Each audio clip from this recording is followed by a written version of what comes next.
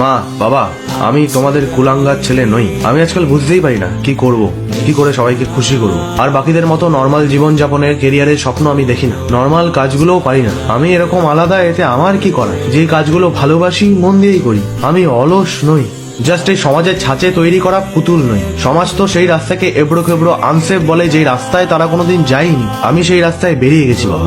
একদিন আমি সব বদলে দেবো। সেই বেটার ফিউচারে আমি শুধু নিজেকে কল্পনা করি না, তোমাদেরও করি। তোমাদের কিছু বুঝিয়ে বলতে গেলে তোমরা সবার প্রথমে আমার ওপরেই চড়াও হও। পাড়ার ইভেন পৃথিবীর প্রত্যেকে ঠিক, শুধু আমি ভুল তোমাদের কাছে। একা লাগে আজকাল, তবে একা থাকতে শিখে গেছি। আর বুঝেও গেছি অন্ধকার রাস্তায় কেউ আলো নিয়ে সাথে যায় না। যে রাস্তাতে ল্যাম্পপোস্ট আছে সেই রাস্তাতেই সবাই টুনি লাগায়। অবশ্য তোমরা তোমাদের মতো আমার ভালোই চাও, সেটাও আমি জানি। কিন্তু সময় সমাজ দুটোই পাল্টেছে। চারিদিকে সার্কাস চলছে বাবা। যোগ্যরা ভালো জায়গায় কোথায়?